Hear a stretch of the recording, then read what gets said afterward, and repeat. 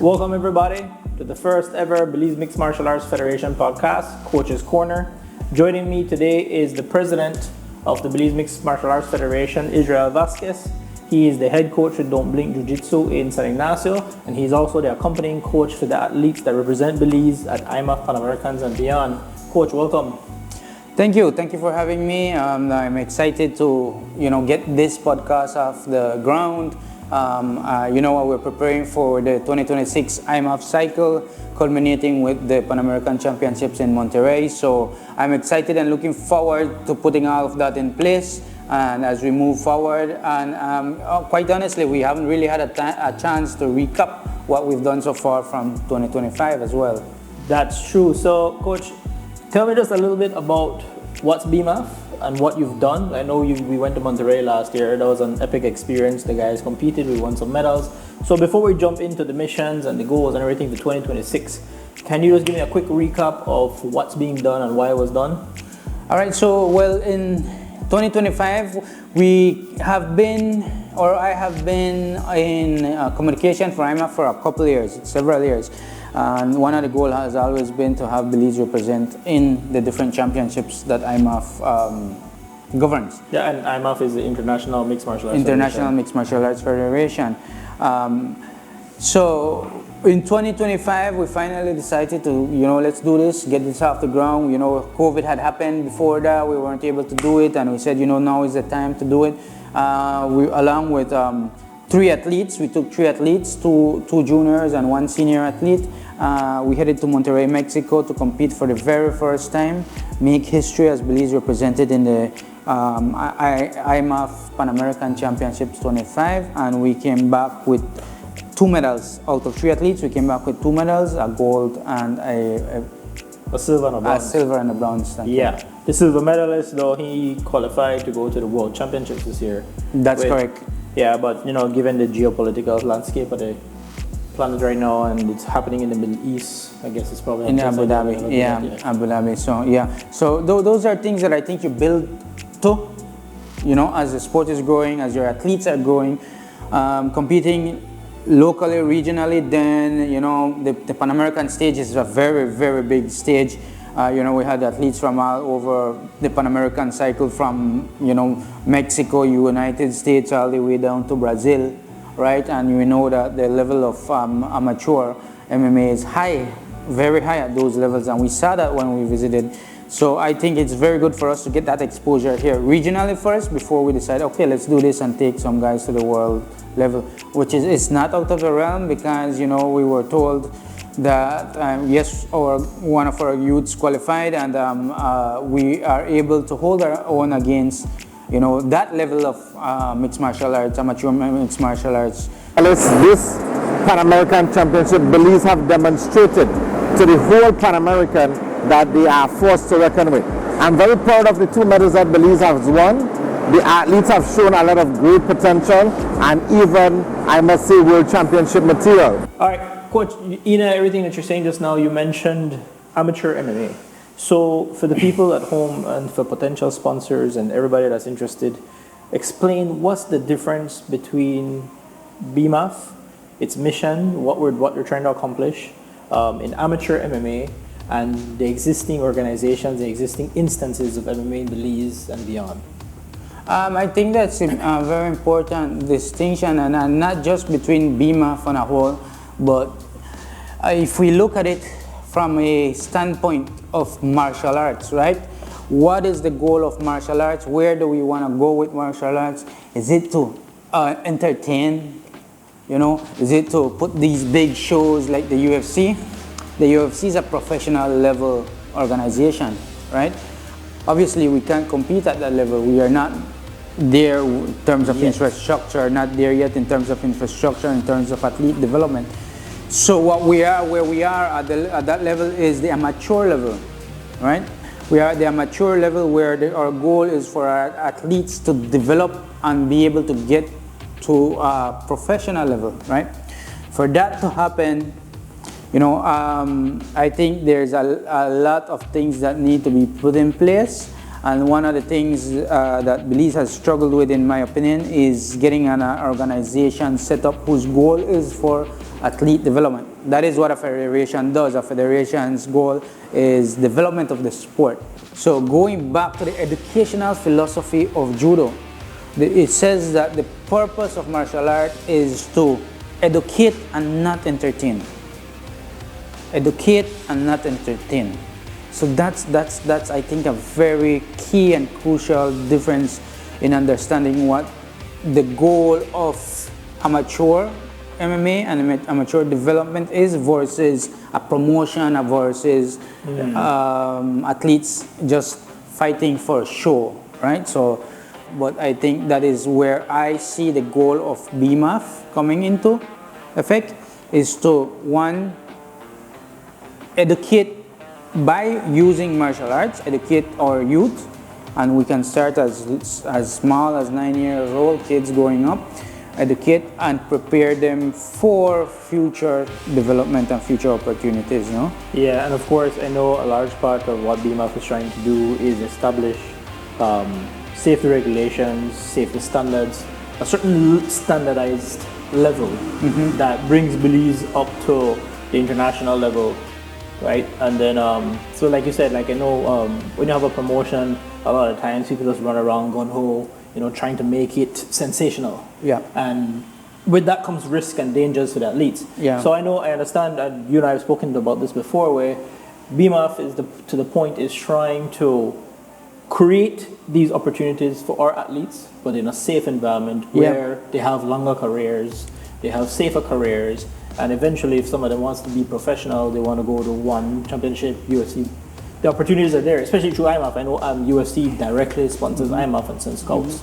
Because in that sense now we have the safeguards like you mentioned, where you know we can have kids. There's nothing wrong, and a lot of people think it's kids and little girls and little boys, teens shouldn't be fighting in MMA.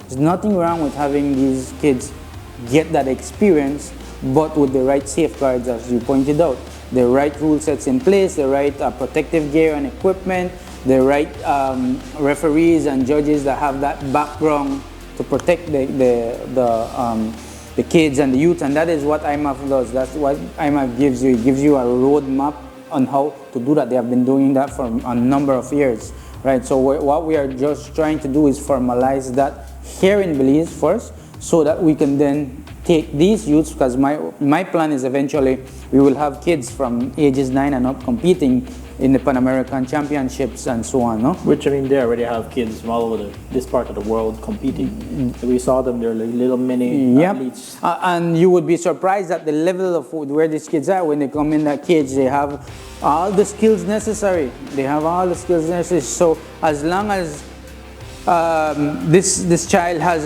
the proper coaching, you know, the proper development, it has the proper safeguards, the proper judging, the proper officiating, there's nothing wrong in giving them that experience of, you know, jumping in a cage and getting that actual real world experience of competing. Of course. All right, so, and then I know, okay, so we discussed IMMAF, what IMMAF is doing and why we adopted IMMAF. So how is it being translated to Belize? I know BMMAF, the Belize Mixed Martial Arts Federation, it's an official entity, registered with the government, registered with the Sports Council. It stands its own. It's an NPO, right? A non-profit organization with an actual board and everything. And so you could just touch base on a little bit of the organization and why would you decide to do like that? Yeah, because again, I think it's important that it hasn't really been done at that level yet. That there have been attempts to get something off the ground going. In my opinion, right, one thing is to sit on the sidelines and let things just happen, as opposed to you actually getting in there, doing the work and putting the infrastructure ready. And that, for me personally, that's what I've been doing. I have been focusing a lot on kids and youth development for over the years. So I think it's only right to have the right legal structure, the right organizational structure behind it, so as to make this sustainable. We want this organization to become a body on its own, take a life on its own and go for the development of the sport. Yeah. No? And I know through BMMAF, with it being its NPO, we built a relationship with IMMAF and their representatives. I know, for example, we have some representative that's been wanting to come to Belize, to experience Belize and help us set up the organization properly, train referees, train judges, on a global standard. That's right. So again, we have the support of not only the International MMA Federation, we have the support of the Caribbean, who, you know, we met the president of the Trinidad and Tobago Association. They're willing to send their top rank referee over to help get people trained, and you know, so they give you those resources, they help you with those resources. It's up to us to, you know, bring that to fruition and make sure that we take advantages of those opportunities. Of course, of course. And I know, so with all of that said, right now we're fighting very hard to go to Pan Am's again in 2026. We have 3 athletes that are going. Last Pan Am's, and they love us. So what's the plan now? Well, the plan is to secure fundraising. Of course, that's the first and most crucial step, is securing fundraising for these athletes. Always the money. Always, yeah, about making sure we have all the resources. And, you know, unfortunately, Belize, we don't have that governmental support right now as yet. Hopefully in the future that changes. So we depend on just the community. That's how we did it last year.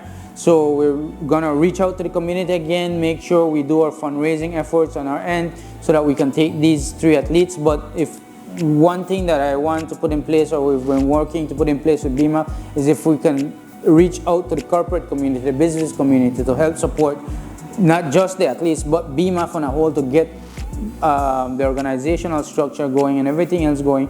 I think it will go a long way, right? And just a note for the business community, you know, a lot of times they're like, okay, I'll sponsor you, but what do I get out of it? Just so they know that, you know, BMMAF, we've worked very hard to build partnerships that include members and volunteers from actual other corporations that can then lend a hand here. For example, like all of this recording equipment is they have a digital partner that helps us do everything about like media.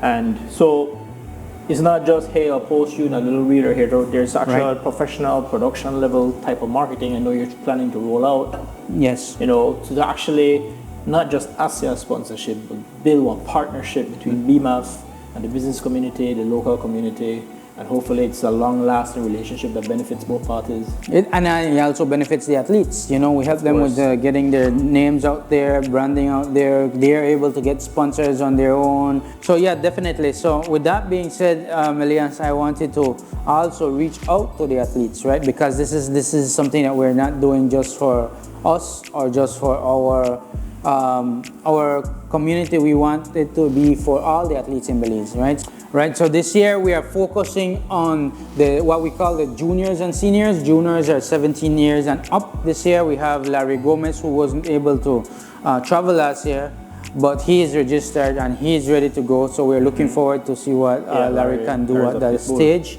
We have Ismail, who went last year as well.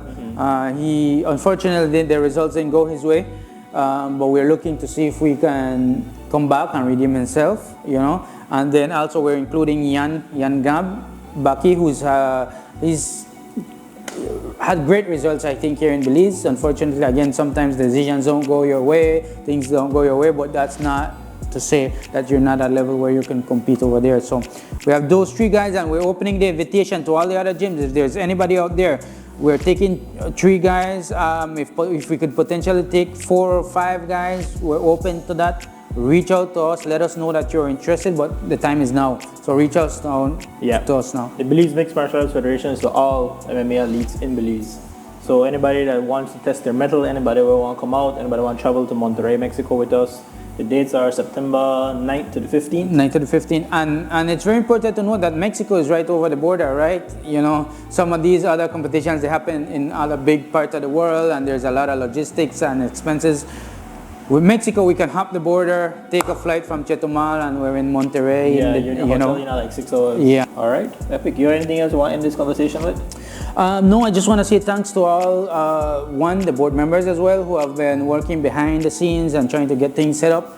All the sponsors or past sponsors who helped last year, that was very instrumental. And if you are willing and able to sponsor us this year, reach out to us, reach out to Elias. We have the website bmaf.bz. You can contact us there quite easily, no? Yeah, we have some very attractive sponsorship packages as well. And like I said, it's not just asking for a sponsorship, we're trying to build a partnership between organizations that lasts a long time and provide benefit and value for everybody. All right, Coach, thanks. Thanks everybody that stayed this long and watched the podcast. We have some big, more exciting things to come. We're expected to have at least 10 episodes within this series for this year. Next episodes, we'll introduce the athletes. They'll talk about their experiences, past experiences, so on and so forth. Make sure to follow Facebook, Instagram, YouTube, TikTok, wherever you can find us. Follow us, support us. We appreciate it. And we'll see you on the next episode. Epic.